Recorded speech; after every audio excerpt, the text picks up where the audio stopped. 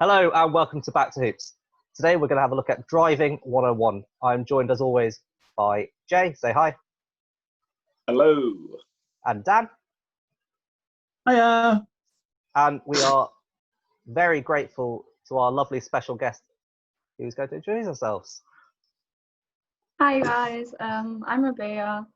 I played with James, Jay and Dan at Velociraptors last season, and I'm currently back in Germany. But still going to play for us. Yeah, well done, you heard it here first. Cool. So today we're going to look at driving, as I say. Different styles, different ways of making ourselves more effective at running with the ball. So, as always, we start with essentially our terminology to make sure we're on the same wavelength. For us at Back to Hoops, a drive is any concerted effort an individual makes to run the ball towards the opposition hoops. Okay, so any effort we make essentially to advance the play with the ball in hand running towards the opposition hoops. In general, it needs to be committed. You need to do it with confidence. And ideally, you take your first, as soon as you get the ball, your first step is forwards. Okay, that lets you help control the tempo of the game and of the play and the engagement wherever it is on the field.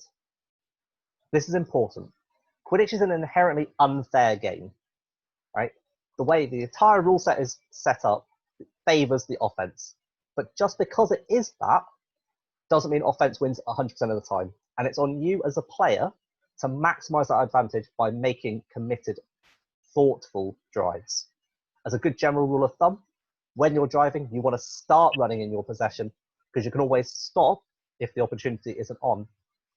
But if you start slow, it's way harder to pick up that pace later.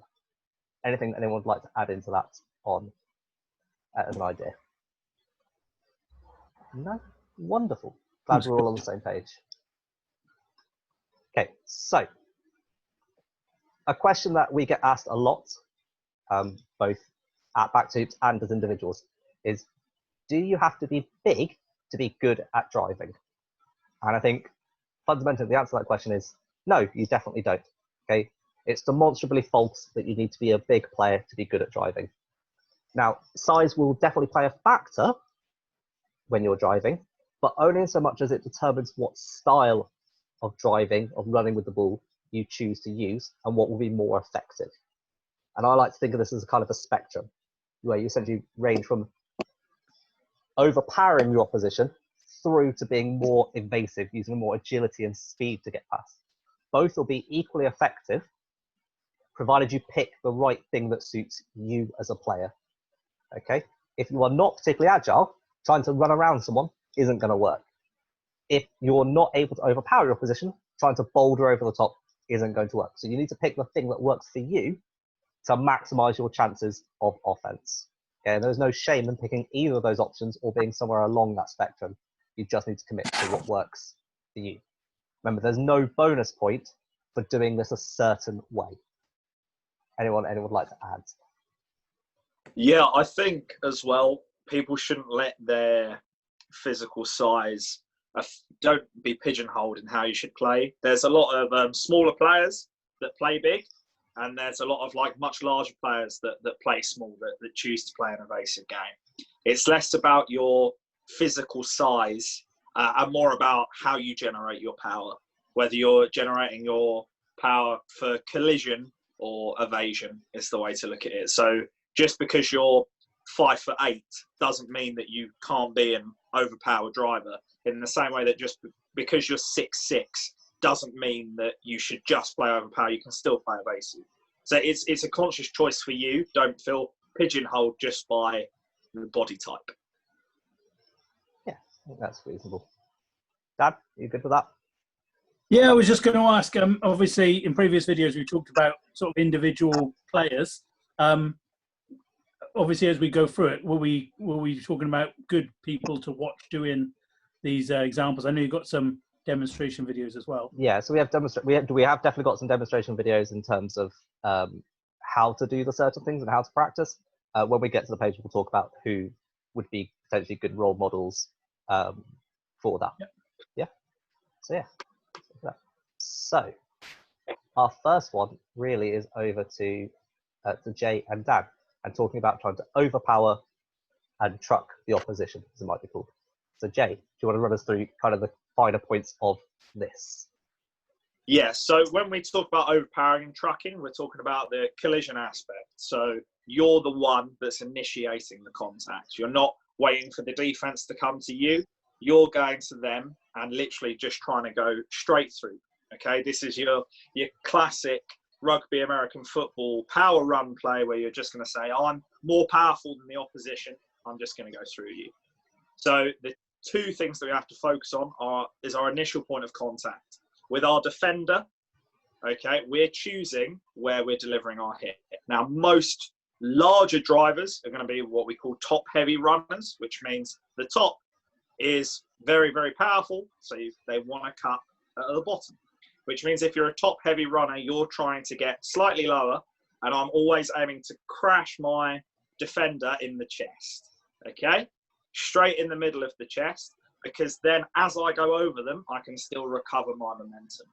Now, recovering my momentum is done by keeping my legs moving, okay? It doesn't have to be enormous steps, but I have to keep, basically the wheels turning, I have to keep the engine running, all right? So we're going to hit our defender square on. We're going to go towards them, okay? We're going to see if they've got what it takes to tackle us. We're going to hit them square in the chest. Okay, and we'll look at some different techniques, and we're going to drive our legs as much as we can. As soon as that contact's made, you have to churn, really work for it. If you stop working, you're going to fall over, or they're going to win the collision battle. By driving your legs, you keep forcing them back. You might not knock them down with the collision, but you're still going to drive them backwards with your legs. All right? When we stiff arm and we fend, what we simply mean is using our offhand to push the defender or move the defender away. Okay, this is really good where if a defender's coming at an angle, we stick out our arm with a stiff arm and we can push them away. And if we're really strong in our collision battle, we're going to push them straight to the floor. Shielding the ball versus tucking the ball, that's the epitome of ugly Quidditch. I love ugly Quidditch, all right? I'm not a good-looking man, I'm not a good-looking player, but I'm effective. And that's what I'm going for on pitch. Shielding the ball simply means you are dedicating yourself to the drive. You're saying, this ball's going nowhere. I'm not passing. I'm going to come. I'm going to run you over. Now, you've got a choice. You can either try and win the collision battle or you can move out of the way. Okay? When we angle our run, usually we're just going straight for our defender. We're just trying to go straight over them. But if we've got the advantage and we can hit them at a diagonal, hit them at an angle and really push off of them, then that makes it so much harder for our defender, especially if our defender's tackling high. If you see a defender tackling high and you're confident overpowering someone, smash them straight in the chest. Because a high tackle, as in a chest tackle, is never going to win. All right? I'm not actually the biggest of people. I'm a bit heavier than the average man. The statistics lead me to believe. But size-wise, I'm not actually that much bigger. But it's about your commitment and it's about your momentum. Momentum is the key here. Okay, you've got to dedicate yourself to doing it. People think that driving's the stupid way to play, but driving effectively and overpowering someone does take brains. It's all in the momentum. The faster you're moving, the more force coming through your body, the more likely you are to win that collision and be able to move the defender out of the way. I think I would agree with one point there. You're a very handsome man, but also when you're going for the contact, you don't want to think of hitting them. I suppose the phrase is almost hitting through them. So you want to just keep going right past. They talk about it in martial arts. They talk about it in rugby and anything like that. You're not trying to just hit it, but you're trying to hit through it. Almost pick the next person behind them that you also then want to get to as well. Then obviously you can pass around them if you've lost momentum. I would say. Are we going to talk a bit more about obviously the stiff arming? I don't like doing that, mostly because you're not very good at it. Arm and pull you to the ground, which is horrible. It's the worst thing that's ever happened to me. I'm on the floor and I've been pulled down by my hand. Is there ways that you can prevent that from happening? Yeah. So the mistake a lot of people make when they're stiff arming is they show it too early. So you'll find a lot of players when the ball's in their dominant hand and they're trying to stiff arm with their offhand, they'll chuck up the stiff arm really, really early and choreograph it. Okay, your stiff arm wants to come up as late as possible so that it can be similar to the force of a punch. You're out quick and pushing off of them. The only time I'll chuck my stiff arm up earlier is basically if I just know I'm going to win that collision and I know I'm going to overpower them. If I've got 45 kilos on the person, the chance of my stiff arm winning is quite high. So the mistake a lot of people make is they throw the stiff arm too early, whereas actually you want to be trying to stiff arm and fend off as late as possible as you can allow to in the tackle.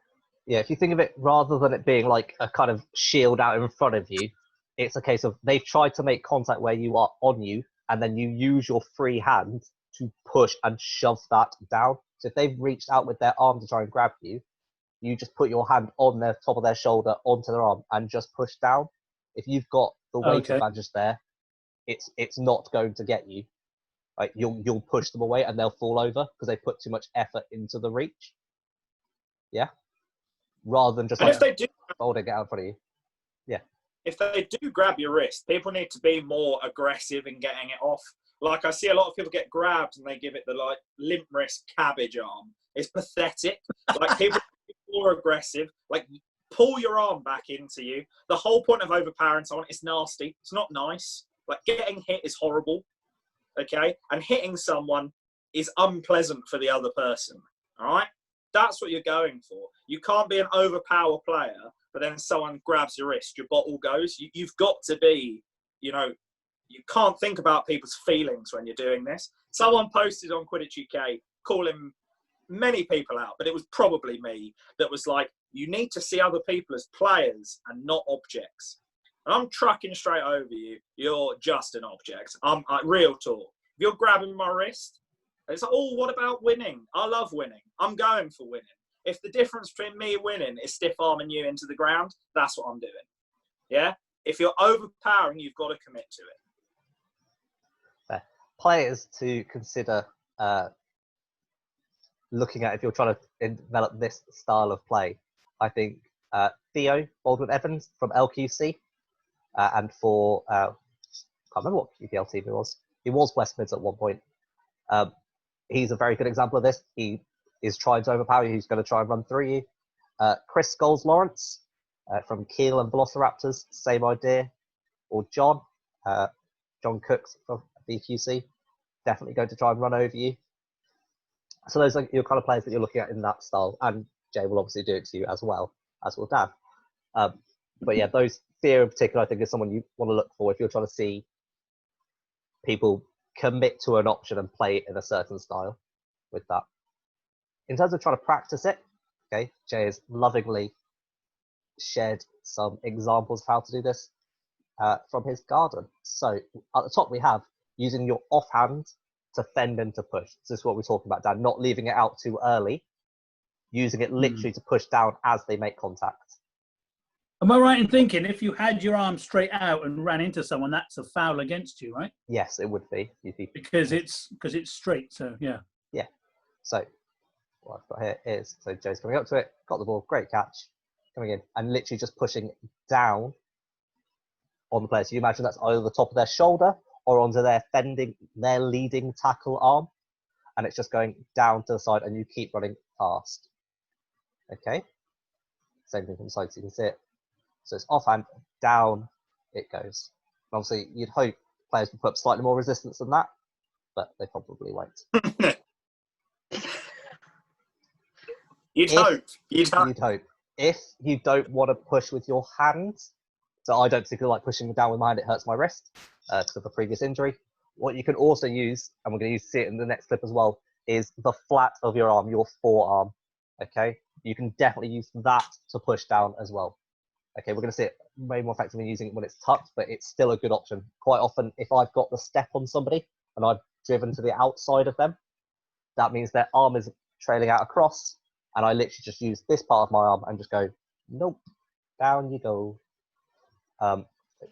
It's pretty effective at making somebody let go quite quickly.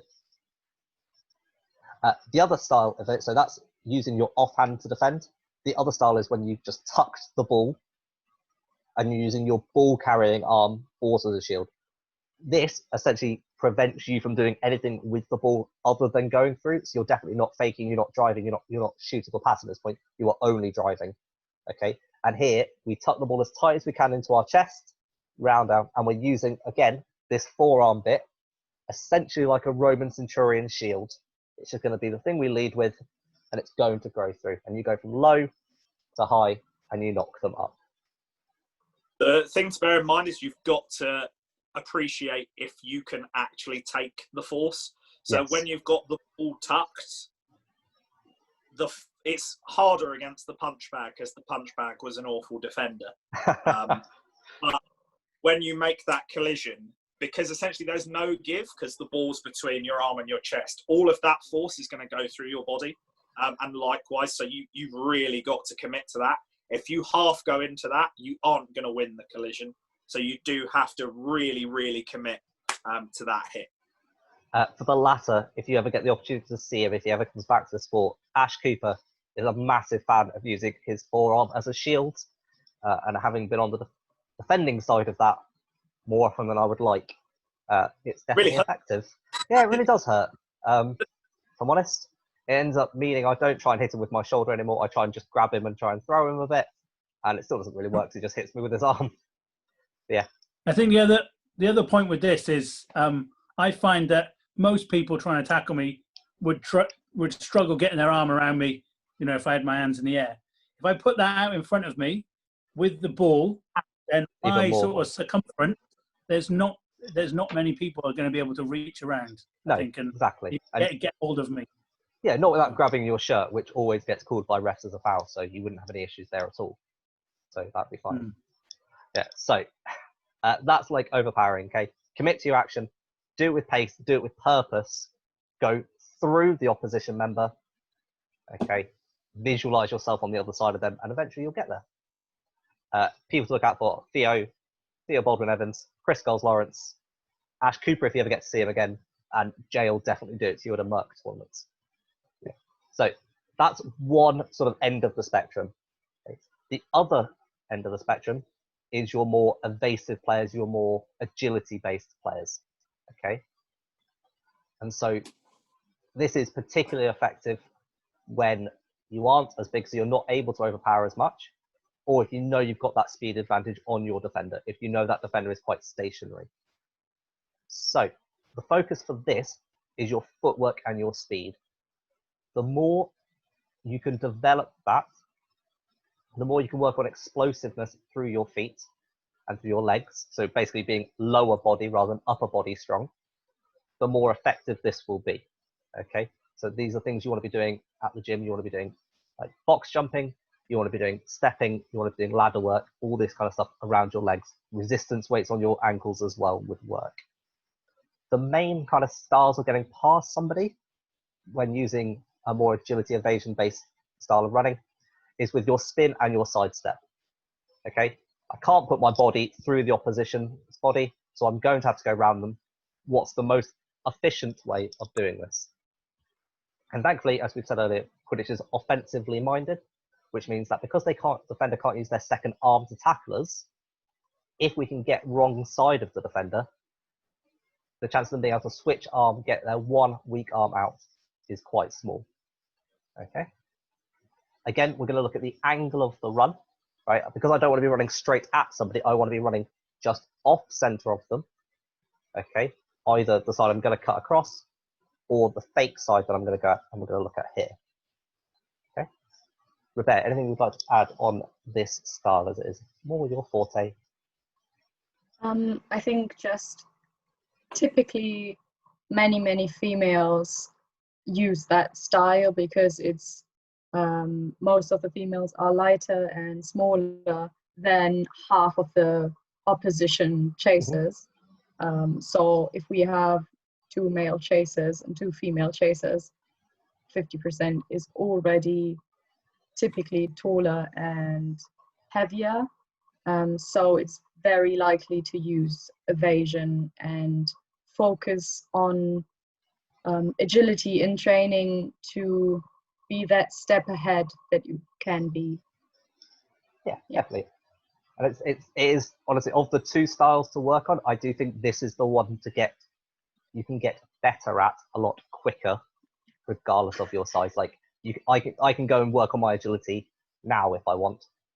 Working on my upper body strength and sizing, that's a longer term project. So it's definitely something you can work on a bit better.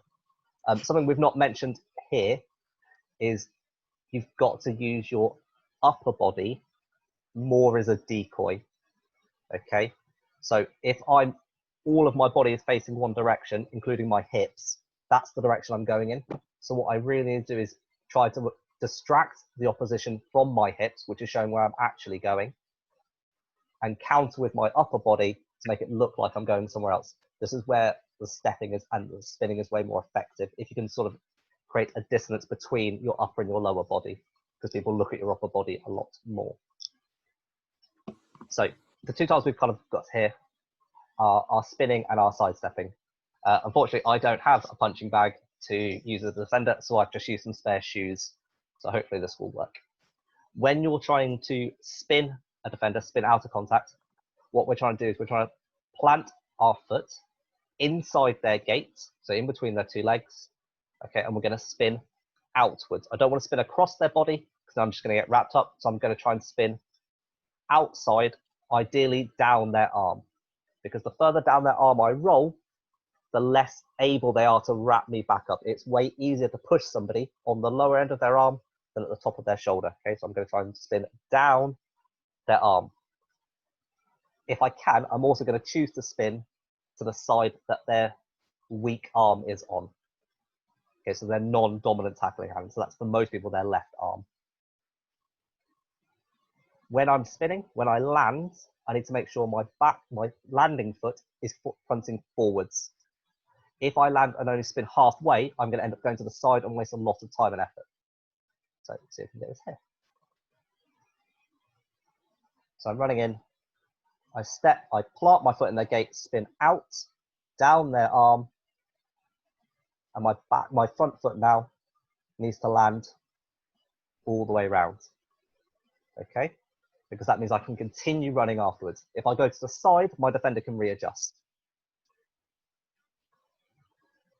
Same thing from front angle. Commit the defender, try to show them one way, plant my foot inside the gate, spin out, round, and I finish the spin facing the front still, so I can keep going, keep running. Okay. And off I go. Hooray! I run away, score against the nobody defender.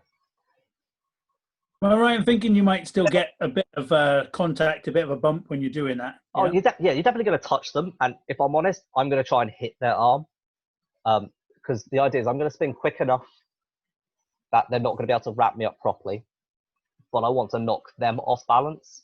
It's more important with the sidestep, because I'm going to try and throw them to make them go the wrong way, whereas with the spin, I'm just trying to get through their tackle, essentially. Yeah. So the sidestep's more about avoiding the tackle by essentially throwing a fake in. The spin is trying to get out of the contact. Yeah? So for the step, I'm going to step. Stupid thing, not let me show it. There we go. So for the step, I'm going to step on inside that gate again. I'm going to drop where I can my head and my shoulder to the side I'm not going to be actually going. So here, I'm going to step to the left. My head and shoulders both drop left, and then I'm going to push horizontally across. Okay, so I'm using all the power in my left leg to push me to the right. Okay, and then I can keep going straight. All right. I'm choosing to step that way because I'm stepping into their tackling arm. Most people are right-handed. Okay, and then I'm pushing across to their weaker arm where they're not going to be able to recover. And then I'm going forwards again. And I want to try and land outside of their gate. But that's all in the head fake, the shoulder drop, into my left standing leg, and then pushing out and across to try and sell it. Okay. And then again, I can go. So same thing, step into it with the fake of the head, and push again across.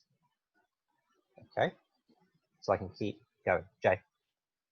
I think something that's really important for people to think about is a mistake a lot of people make, regardless of size, when they're sidestepping, is that once they've sort of taken that step past someone, they slow down or shorten their steps. Once you've sidestepped, you still need to be committing to the run. Like even every player, like James said, can work on this. And the chances of someone letting you sidestep and then giving up on the defense should be zero. So even though you've got past your defender with the sidestep or the spin, you still need to be aware and still run hard. So you can only really afford to stop running hard once the ball is out of your hands. Just because you've beat a defender doesn't mean that defender's stopped. I think it's really important to bear in mind. The other thing I would say, kind of linked to that, is when you're approaching. So obviously, I'm not particularly running at my own pair of shoes because I'm probably going to beat the defender because it's just a pair of shoes.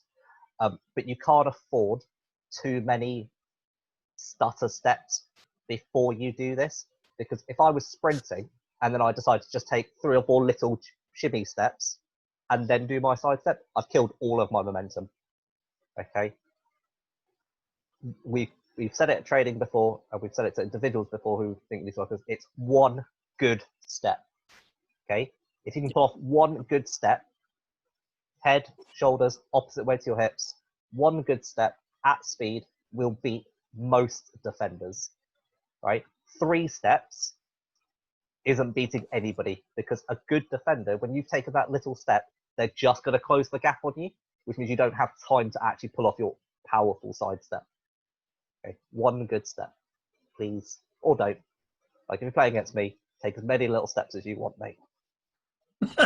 All day. Yeah. Rabea, anything you'd like to add on that in terms of going through, in terms of what you can do?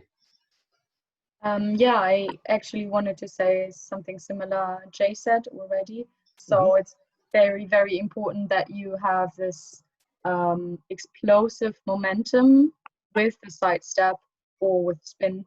But I personally train my side step. I just prefer that.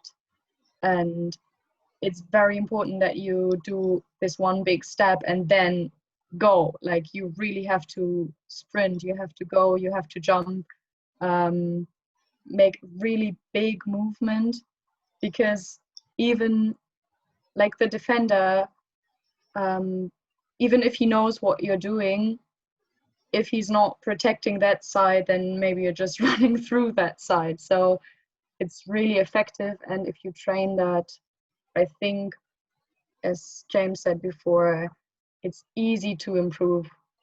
Like, if you want to improve, you can do it. You can do it in not no time, but you can do it very fast because you can rehearse it everywhere. The other thing, just quickly, let's say, when you're doing this, if you can, especially with the spin, if you can take the ball the long way round so as not to be tucked in. So if I'm left hand, I will take it away from the defenders. They haven't got a chance of just grabbing onto it. Jay? Yeah, something I will say, once you're comfortable with your sidestep, is you can get used to the timing as you move, because some players are going to linger longer in their step than others, especially if you're playing against either super experienced or new players. They might not do what you're expecting them to. So there's a lot of times where you can get really used to it, where you sidestep, you know the defender's going to buy it one way, and then you just step the other. But careful you don't get too complacent with that. I will use an anecdote that humiliates myself because I know the community love that, where I was playing against a fresher and I was like, I'm going to give him the old razzle-dazzle sidestep to prove I'm not just a bully. I sidestepped one way, they didn't buy it. I stepped the other way, in which case I just walked straight into them and fell over because I tripped over their leg, because I thought they were going to move, but they hadn't. So it's about, you've got to play the defender. Don't think that you're just going to be able to do the same spin, the same sidestep, the same move over and over and over again, and it will work the same way on every person. You've got to try and read the situation you're in. And try and practice going both ways. Don't always step right or left, because I did that, and then Chris Lawrence absolutely obliterated me because he knew I always stepped the same direction. This is the all-in training video, essentially, which you can find on YouTube and also links to this PowerPoint. It essentially makes these points. So here we're trying to push down the arm, so it's showing it's a weaker point. So I'm going to roll down the arm from Jackie when she gets into it. There we go. Spin down the arm, as we say, okay? And we're landing front. Then we've got Aaron, same thing, planting his foot into it and spinning out and landing front forward so we can keep going. Okay, quicker we can do this, the better. We don't want to go out to the side. There we go. Okay. And spinning around. Okay. Okay, let's practice our skills as well now. The last thing I'm going to say on just the two styles is I think if you can do both, that's obviously beneficial, right? If you're only an overpower player, you're going to come unstuck when you meet somebody who is more powerful. If you're only an evasive player, you're going to come unstuck when you find someone who's just quicker than you are. Okay, so having the ability to mix this up is important. When you do have the choice, obviously it's an individual matchup that you're going to work on, but in general, being evasive is more effective in open play, in our green and yellow zones that we showed in our other videos. Whereas the closer you get to the hoops, the less space you have got, the less time you've got to pull off one of these moves, and the less likely you're going to be able to fake somebody out, where a more overpower committed style is going to be more effective. So the closer you get to the hoops, the more powerful an overpower strategy will be. Not 100% of the time for sure, but you need to be having that in your mind. When there's lots of space, it's way easier to be more free, more open, and use your agility to advantage. In terms of players, I think you should be looking at for this evasion style. Seb Waters is an incredibly good example of this, and he has an incredible sidestep with his fake. Aaron Veal, same again. You can see him in the video demonstrating the all-in video. Okay, those are both players that have incredible amounts of agility and can sell you their step and their spin really well, while still having the power at the end of it. Okay, Seb Waters, LQC, Aaron Veal, Werewolves of London firsts. Okay. Rabea, if I was looking for any exceptional female and gender non-conforming drivers, obviously I could look to the German game. Who do you think I could watch in Germany if I was looking for maybe a woman to inspire me? Obviously yourself. Yeah, besides yourself. I wouldn't choose myself. I'm still trying to drive more often, but it's not really. It's hard when you never did it to start. Oh, it's hard to say. Of course, I would say the national team, Team Germany. The females are very, very good there, and yeah. One name.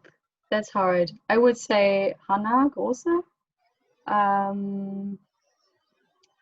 Like I met her first at a fantasy tournament, and I was so impressed because I felt she was good at everything, but especially driving, because she just did it sometimes. Like when she read the situation and saw that it was possible, she kind of surprised us, her team, and also the opposition, because to be honest, not many people are expecting females to drive, so that's a huge advantage, if you know that, to just do it. It sounds easy, it isn't, but I think it works quite well when you're training your agility, training your drive skills, and yeah, just trying it when you see that it is possible. Yeah. I think I think as well, I'm going to test my Quidditch knowledge. Fraser Posford, I know you're watching, you're going to correct me if I'm wrong. Rachel Hill on Bear Sharks in the USA was like super vital to bringing popularity to women and gender non-conforming players as ball carriers, and has done it for Team USA. So I think that shows how important having people essentially that aren't men holding the ball are. And I think it's really important for your club culture to empower your female and gender non-conforming players to carry the ball and to drive. All you stupid, basically cis blokes out there, don't moan about your female players if you're not doing anything to empower them. Yeah, okay? Because trust me, everyone wants to get better and everyone wants opportunities. So make sure you're not holding your players back. If a woman on your team wants to be a ball carrier, let her be a ball carrier. Yeah, it's fine. All right, it's great, and I do think we need to try and Quidditch foster this culture more of equal opportunities, while simultaneously hating me. I think those are the two We can be key equal. takeaways from this video for me. There. In terms of practicing this, very quickly, there is a video here on agility drills you can practice. If you look at our PowerPoint, you can see it. But essentially, ladder work is really helpful for this. You don't need an actual agility ladder. Just having some sticks or markers or cones or anything just to show where the rungs in the ladder are is helpful. Okay, I'm going to talk while it's playing. These drills, James, you need to do them with a broom. It would be better if you can for the motion, but actually your actual agility, if you have a good agility base, the broom doesn't weigh you down. So I want to be agile in my life.